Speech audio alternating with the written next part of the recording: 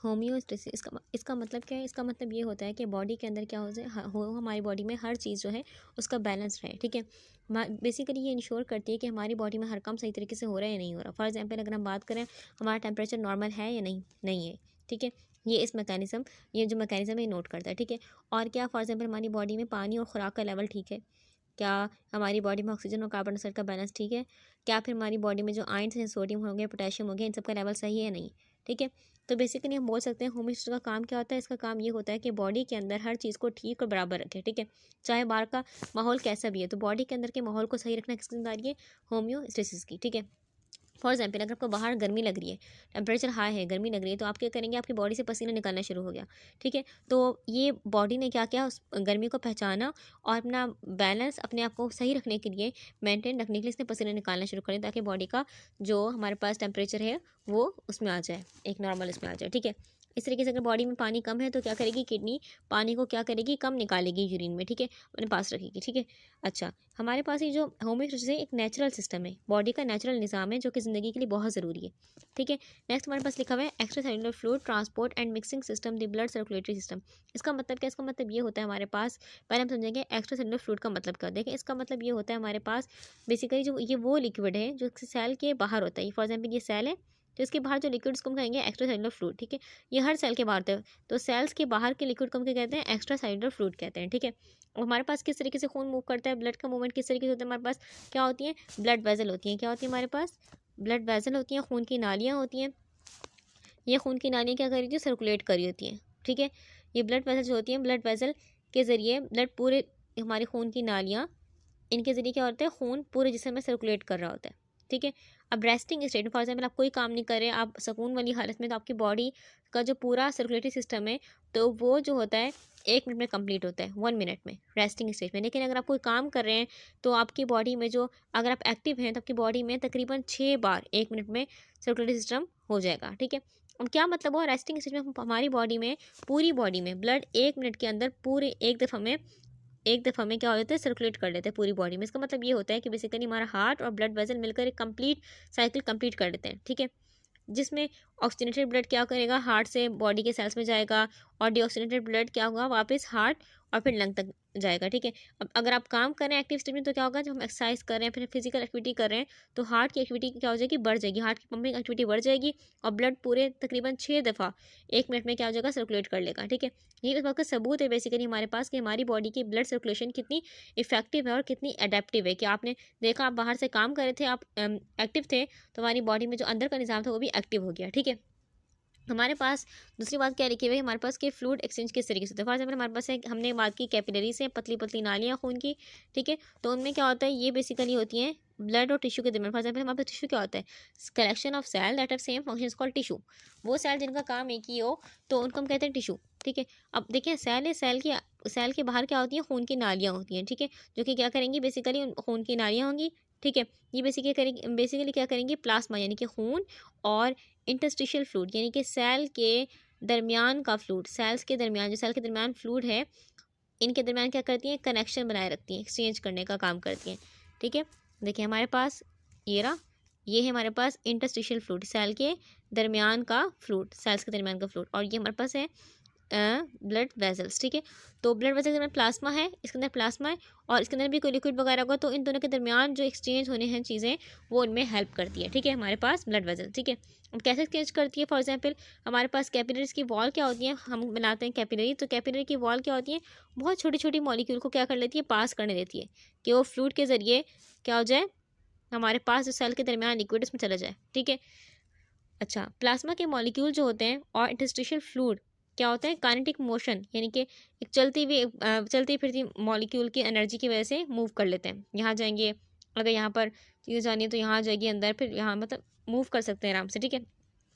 अगर हम इसी तरीके से बोलें तो हम आसान तरीके से बोल सकते हैं भाई, क्या होता है कि ब्लड वेसल के ज़रिए ब्लड क्या होता है? पूरी बॉडी में घूमता है और ऑक्सीजन और ज़रूरी चीज़ें ले जाता है। कैपिलरीज के ज़रिए जो हमारे पास एक्स्ट्रा सेलुलर फ्लूइड है, सेल के बाहर का लिक्विड, उसके दरमियान क्या होता है? एक्सचेंज होता है, ठीक है।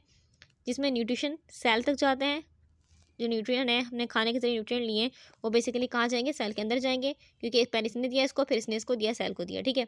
अच्छा, फिर हर सेल के पास क्या होती है, कैपिलरी होती है, जो कि ये इंश्योर करती है कि सब कुछ जल्दी हो रहा है और इफेक्टिवली हो रहा है, एफिशिएंट तरीके से हर सेल तक पहुँचे, ठीक है। तो हर सेल क्या होता है, कैपिलरी से घिरा हुआ होता है, ठीक है। हमारे पास कैपिलरीज और एक्स्ट्रासेलुलर फ्लूइड का एक्सचेंज प्रोसेस होता है। कैपिलरीज क्या होती हैं, बहुत पतली होती हैं, बहुत पतली वेसल होती हैं, बहुत पतली पतली दीवारें होती हैं इनकी, ठीक है, जो ब्लड और टिश्यू के दरमियान एक्सचेंज का काम करती हैं। खून और टिश्यू के दरमियान क्या करती हैं, एक्सचेंज का काम करती हैं। कैपिलरीज की वॉल क्या होती है, पोरस होती है, इनकी उनमें स्मॉल स्मॉल छेद होते हैं, ठीक है।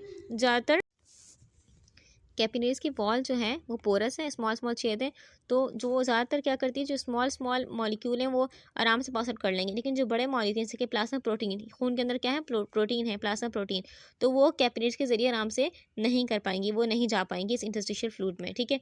अच्छा, हमारे पास कुछ मैकेनिज्म होते हैं, यानी कि एक्सचेंज करने के कुछ तरीके हैं, ये सेल्स हैं, ठीक है। तो इंटरस्टिशियल फ्लूइड, ठीक है, तो यहाँ पर हमारे पास इंटरस्टिशियल फ्लूइड और प्लाज्मा के दरमियान जो एक्सचेंज हो रहा है वो कुछ मैकेनिज्म के थ्रू हो रहा है। पहला क्या है, डिफ्यूजन, यानी कि बेसिकली सिंपल डिफ्यूजन के थ्रू भी हो रहा है।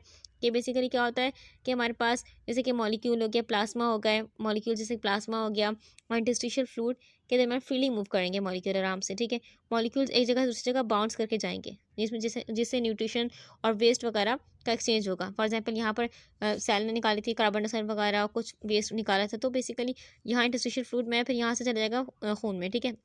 और खून में क्या थी, न्यूट्रिएंट थी, न्यूट्रिएंट जाएंगे पहले इसमें फ्लूइड में, फिर जाएंगे सेल में, ठीक है। अच्छा, तो डिफ्यूजन का प्रोसेस ये हो गया, सिंपल बाउंस बाउंस करेंगे, ठीक है। सेकंड हमारे पास क्या है, back and fourth movement. Back and fourth movement क्या है, यानी कि आगे और पीछे फ्लूइड और उसके अंदर के जो डिजॉल्व मॉलिक्यूल्स होते हैं वो कैपिलरीज और टिश्यू स्पेसिस के दरमियान आगे पीछे मूव करते रहते हैं। फॉर एग्जाम्पल हमारे पास फ्लूइड है, ठीक है, ये फ्लूइड है हमारे पास फॉर एग्जाम्पल, ठीक है।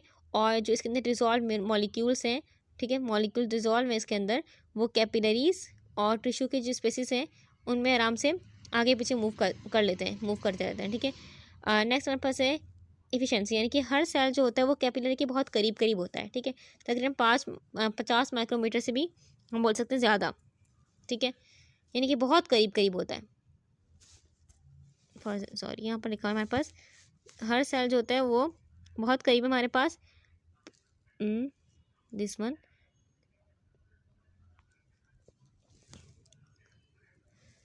ठीक है, ये बात यहाँ लिखी हुई है, ठीक है, इससे भी ज़्यादा करीब है, ठीक है। अब इस वजह से क्या होता है, एक्सचेंज का प्रोसेस ज़्यादा इफेक्टिव तरीके से होता है। तो सेल के बिल्कुल करीब करीब ही कैपिलरीज होती है, जो कि इससे क्या होता है, आराम से हमारे पास एक्सचेंज हो सकता है। पहले जाएगा इंटरस्टिशियल फ्लूइड में, फिर वहाँ से जाएगा सेल में, ठीक है। तो कैपिलरीज क्या करते हैं, कैपिलरीज टिश्यू क्या करती हैं, कैपिलरीज टिश्यू सेल्स को ऑक्सीजन क्या देती हैं, ऑक्सीजन देती हैं और न्यूट्रिएंट वगैरह डिलीवर करती हैं, उनका वेस्ट ब्लड में वापस लेके जाती हैं, ठीक है। अब छोटी मॉलिक्यूल जो होती हैं आसानी से कैपिलरीज की वॉल से गुजर जाती हैं, लेकिन बड़ी मॉलिक्यूल नहीं गुजर पाती, ठीक है। ये पूरा जो प्रोसेस है डिफ्यूजन की वजह से होता है, जिसमें मॉलिक्यूल हमेशा मूव करते रहते हैं और हर चीज़ मिक्स होती रहती है, ठीक है। हमारे पास नेक्स्ट डायग्राम बनी हुई है, यहाँ पर डायग्राम को देख लेते हैं। हमारे पास ये डायग्राम, फर्स्ट वन डायग्राम, ये हमारे पास ये दिख रहा है, लंग है, लंग हम सांस ले रहे हैं, तो हम क्या कर रहे हैं, हमारी बॉडी में क्या आ रही है, ऑक्सीजन आ रही है, हमारी बॉडी में क्या आ रही है, ऑक्सीजन आ गई, ऑक्सीजन डाल दी और कार्बन डाइऑक्साइड हम निकाल देंगे, ठीक है। किस तरीके से निकालेंगे, ऑक्सीजन वाला ब्लड जो होगा वो क्या करेगा, वो जो साफ ब्लड, ऑक्सीजन वाला ब्लड बेसिकली क्या हो जाएगा, यहाँ जाएगा जाएगा जाएगा, फिर हमारी बॉडी में क्या हो जाएगा, जो कि लेफ्ट साइड पे, दिल की लेफ्ट साइड है, लेफ्ट साइड पे ऑक्सीजन ब्लड। हमारे पास हार्ट की 4 खाने हमारे पास, हमारे पास जो हार्ट है बेसिकली उसके हार्ट की कितने खाने हमारे पास हैं, हार्ट के 4 खाने, ठीक है। ऊपर के 2 खानों को हम कहते हैं एट्रिया, नीचे के 2 खानों को कहते हैं वेंट्रिकल्स। वेंट्रिकल जो होते हैं बड़े होते हैं, एट्रियस होते हैं छोटे होते हैं, ठीक है। हमारे पास बेसिकली होता है क्या है कि ऊपर के बॉडी के रीजन से, फॉर एग्जाम्पल हमारे पास हमारा सर हो गया, नेक रीजन हो गया, इन सब जो बगैर ऑक्सीजन वाला खून आएगा वो आएगा सुपीरियर वेना कावा के थ्रू, फिर आएगा इन्फीरियर वेना कावा के थ्रू, बॉडी के नीचे वाले रीजन से बगैर ऑक्सीजन वाला खून आ जाएगा, फिर आएगा ये एट्रिया में, कहाँ आएगा, राइट एट्रिया में बगैर ऑक्सीजन वाला खून आया, राइट एट्रिया से राइट वेंट्रिकल में गया, राइट वेंट्रिकल से जाएगा हमारे पास लंग तक जाएगा, लंग से क्या लेने जाएगा, ऑक्सीजन लेने जाएगा, फिर ये खून हो गया ऑक्सीजन वाला, फिर ये ऑक्सीजन वाला खून आएगा लेफ्ट एट्रिया में, लेफ्ट एट्रिया से जाएगा लेफ्ट वेंट्रिकल में, लेफ्ट वेंट्रिकल से जाएगा एओर्टा के थ्रू पूरी बॉडी में पंप हो जाएगा, ठीक है। अब हमारे पास क्या होता है, हमारे पास फिर हम देखते हैं डाइजेस्टिव सिस्टम, ठीक है। तो ये बस बेसिकली ये हार्ट वाली बात ये लिखी हुई है, फिर और क्या लिखा हुआ है, गट।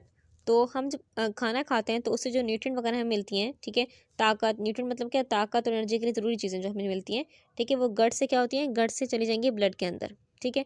और फिर ये जो ब्लड होगा पूरी बॉडी में घूमेगा, तो बेसिकली हर सेल तक पहुंच जाएगी, न्यूट्रिएंट पहुंच जाएगी, ठीक है, यानी कि ताकत पहुंच जाएगी ताकि हर सेल काम कर सके, ठीक है। अब किडनीज क्या करती हैं, किडनीज हमारी बॉडी में क्या करती है, हमारी बॉडी से जो गंदगी होती है, हमारे ब्लड से गंदगी, बेसिकली ब्लड से गंदगी हो गया, वेस्ट प्रोडक्ट वगैरह हो गया, उसको यूरिन की सूरत में यानी कि पेशाब के रूप में बॉडी से निकाल देती हैं। साथ ही क्या करती हैं, किडनी पानी और सॉल्ट का बैलेंस बनाए रखती हैं, ठीक है। हमारे पास कैपिलरीज क्या होती है, बिल्कुल स्मॉल स्मॉल हमारे पास वेजल्स हैं, खून की नालियाँ हैं जो कि क्या करती हैं ऑक्सीजन और न्यूट्रन को सेल तक लेके जाएंगी। हर सेल और हर हमने बात की जैसे हर सेल के पास क्या है, हर सेल के करीब करीब होती है ब्लड वेसल जो कि क्या करती है उसको ऑक्सीजन देती हैं और क्या करती है न्यूट्रन वगैरह फराहम करती हैं। ठीक है, यानी कि ये उनसे गंदगी भी लेता है। ठीक है, एक्सचेंज करता है ना, ये उनसे गंदगी लेता है, यानी कि कार्बन डाइऑक्साइड वगैरह लेगा और वेस्ट प्रोडक्ट वगैरह लेगा। ठीक है, फिर एट्रियल जो एंड होता है वो क्या करता है ऑक्सीजन और न्यूट्रन को डिलीवर करता है।